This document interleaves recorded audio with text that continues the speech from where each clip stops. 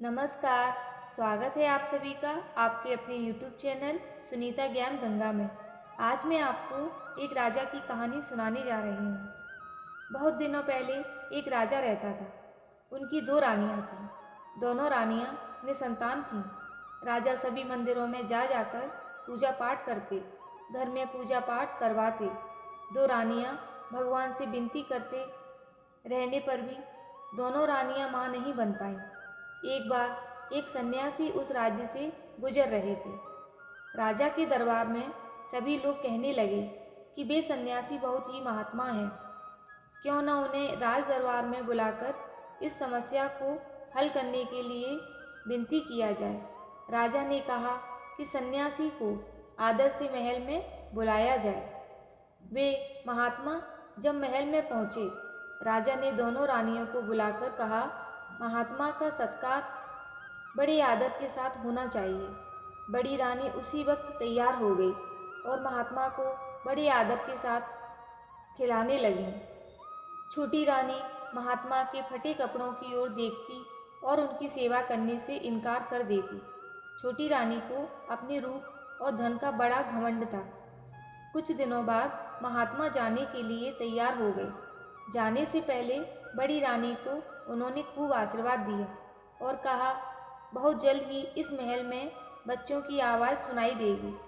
बड़ी रानी तो बहुत खुश थी और सचमुच कुछ ही दिनों के भीतर वह गर्भवती हो गई। यह खबर राजा के पास पहुंचते ही राजा बहुत ही खुश हो गए। प्रजा तक उसी वक्त खबर पहुंच गई कि राजा अब पिता बनने वाले हैं। पूरे राज्य में लोग खुशियां मनाने लगे।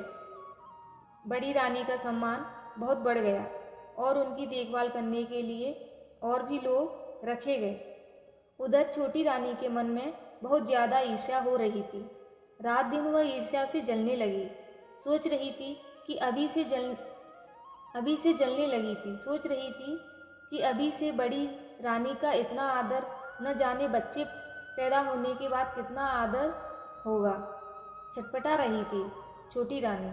उसने राजमहल की दाई को बुला भेजा और उसे ढेर सारा धन देकर अपने साथ शामिल कर लिया और दोनों मिलकर इंतजार करने लगे। समय पर रानी ने दो बच्चों को जन्म दिया, एक बेटी एक बेटा।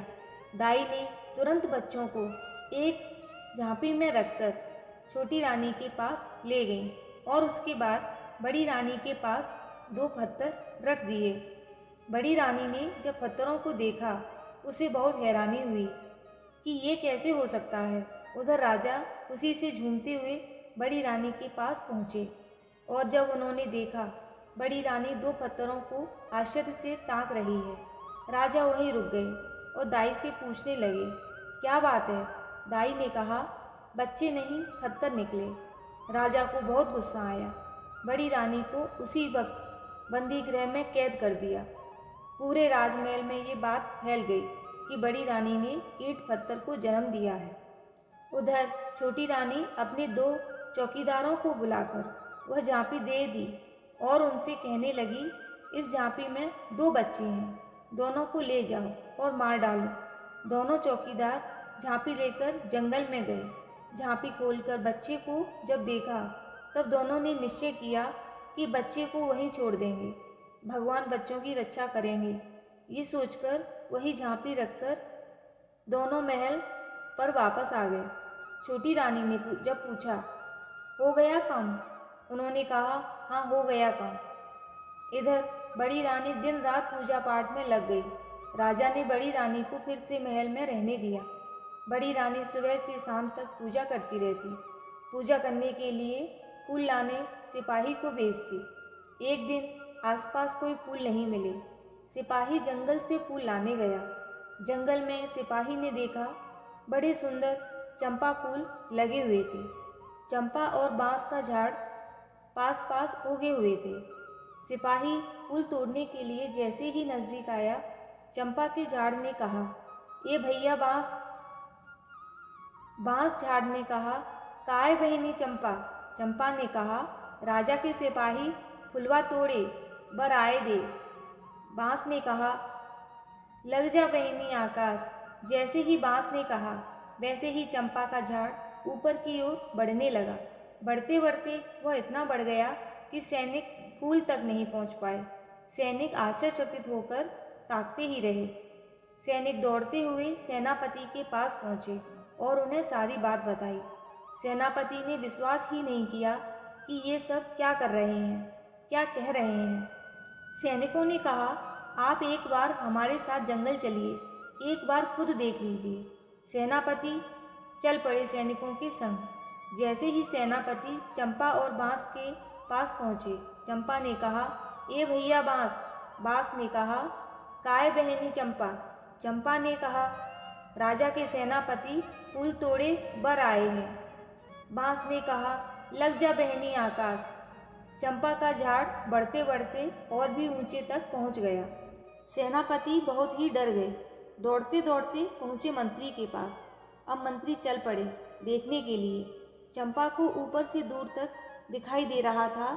उसने दूर से ही देख लिया कि मंत्री जी आ रहे हैं। ए भैया बांस। बांस ने कहा, काय बहनी चंपा। चंपा ने कहा, राजा के मंत्री फूल तोड़े बर आए हैं। लग जा बहनी आकाश। मंत्री जी जैसे ही पेड़ तक पहुँचे, पेड़ और ऊपर और भी ऊपर तक पहुँच गया। मंत्री जी सीधे पहुँचे राजा के दरबार में। राजा ने कहा, इतना घबरा क्यों गए हो? मंत्री ने कहा, आप इसी वक्त मेरे साथ चलिए राजा जी। सारी बात सुनकर राजा ने कहा, मेरी छोटी रानी भी मेरे साथ चलेगी, ये तो उन्हें भी देखना चाहिए। छोटी रानी को खबर देने वही दो सिपाही पहुँचे जिन्होंने उन बच्चों को वहाँ फेंका था। दोनों खूब डर गए थे। छोटी रानी भी डर गई थी। वे जल्दी से तैयार होकर राजा के पास चल पड़ी। उधर बड़ी रानी फूल के लिए व्याकुल हो रही थी और सैनिकों को बुला भेजी थी, ये जानने के लिए कि वे अब तक फूल क्यों नहीं लाए। बड़ी रानी छोटी रानी के महल के पास से गुजर रही थी। उन्हें छोटी रानी और दो सिपाहियों की बात सुनाई दी।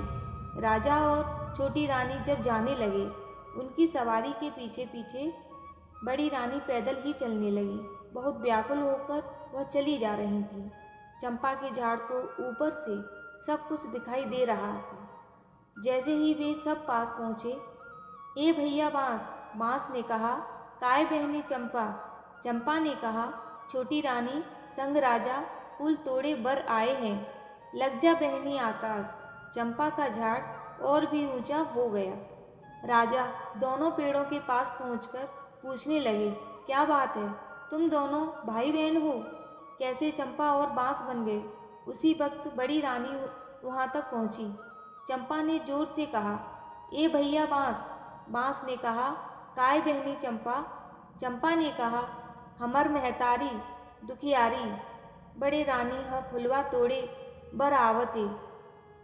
परो बहिनी पाँव। चंपा जमीन में झुक गई और बड़ी रानी के पैरों के पास झूमने लगी। साथ साथ बांस का झाड़ भी झुककर बड़ी रानी के पैरों को छूने लगा। इसके बाद चंपा और बांस ने राजा को सारी बात बताई। राजा ने उसी वक्त छोटी रानी को बंद करने को कह दिया अंधेरी कोठरी में और बड़ी रानी से माफ़ी मांगने लगे। बड़ी रानी बड़े दुख से चंपा और बांस को देख रहे थे। ये दोनों मनुष्य कैसे बनेंगे?